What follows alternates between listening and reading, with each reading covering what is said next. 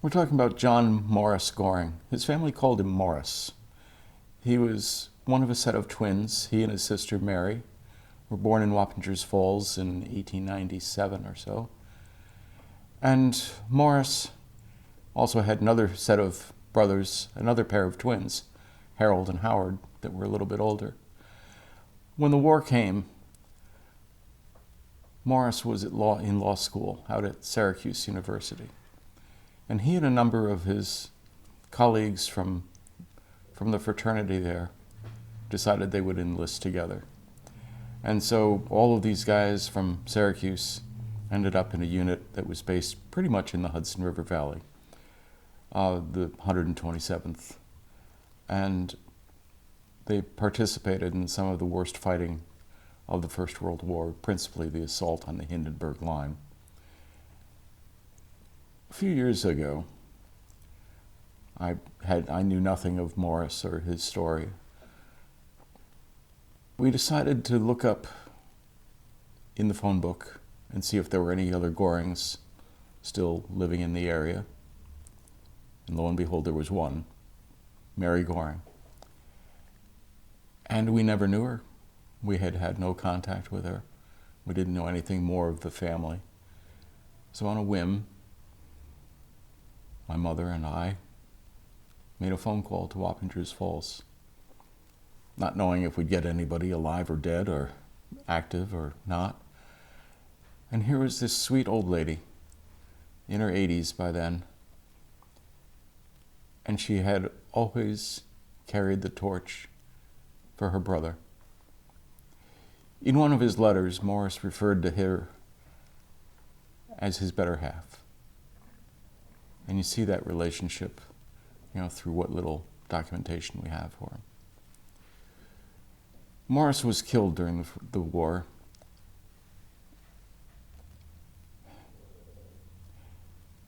But Mary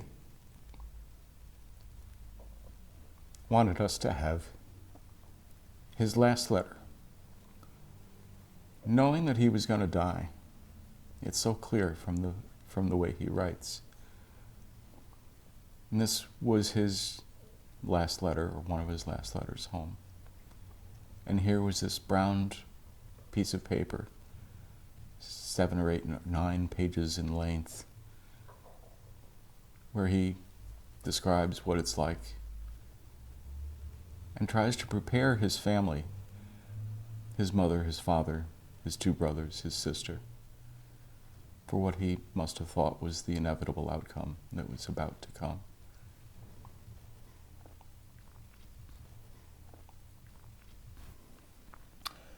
Sunday, September 22nd, 1918. Dearest Mother, I haven't had time to write since I wrote to Mary, and even now must make this short, as it's nearly 8 and I'm writing by candlelight in Ben McGill's billet. We've had a pretty good time at this place since moving into the billets, though we have worked pretty hard, had lots of rain, and haven't had much time to ourselves.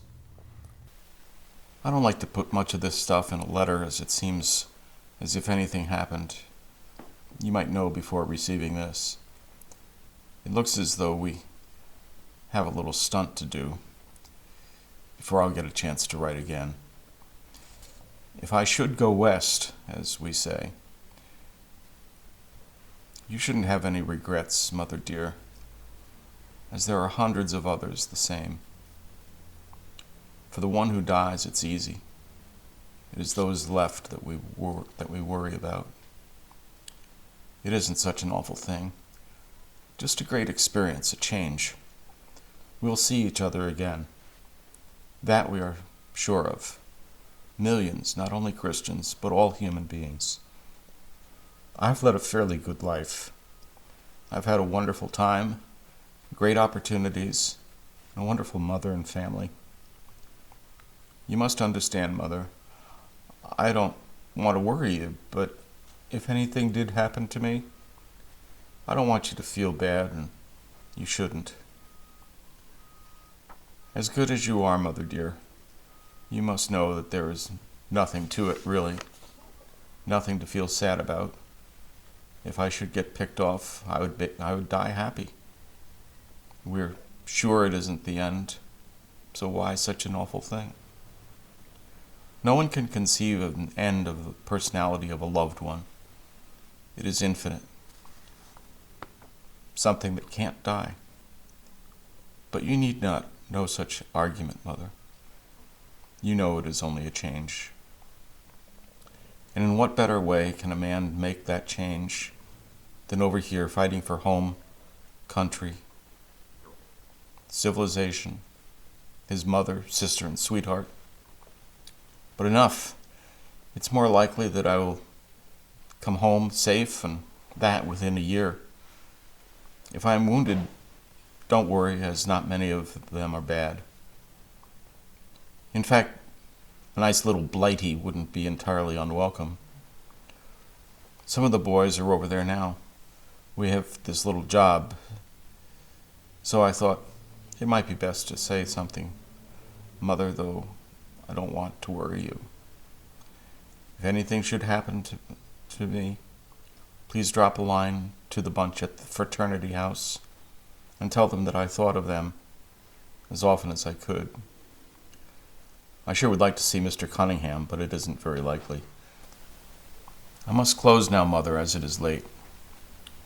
Remember, don't any of you worry, as we are well provided for, and don't let my remarks in this letter worry you, please, as it will be all over by the time you receive this. All of you, write often. Good night, Mother dear, and goodbye. Till the next. Your boy is keeping as clean as when he left home, and will be with you soon. Take good care of yourself.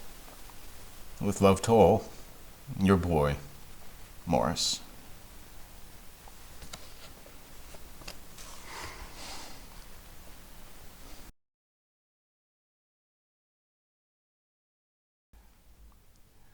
Various countries had different ways of dealing with their thousands upon thousands of dead.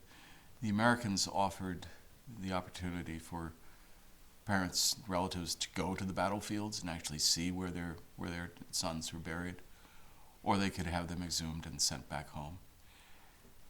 And Mary and her parents and her brothers decided to have him brought home. So it was 1920 or 21, big ceremony and huge floral displays and parades and remembrances of Morris, and welcoming home the other boys too. So Mary kept this letter and a few other, simple little letters, photograph, all her life. She never married. It was the end of their branch of the family. Mary never married, and no one could live up to being Morris. No one. And so she cherished these few little mementos and such, and probably would pull out the letter once in a while and read it once more. And then she gets a phone call from a relative. And I hope that she recognized that as a chance to see what we know about Morris brought forth into the oncoming years. Morris is just one of 1.8 million or so that have been killed or wounded in various conflicts. Freedom is never free, and it's a constant battle to maintain our rights, our liberties, our freedoms, both for ourselves and for our friends and allies throughout the world. Freedom is never free, and we want to commemorate the warriors, the people who sacrificed. Nobody wants to go out on a battlefield and die, and yet they do. And they, like Morris, go over the top.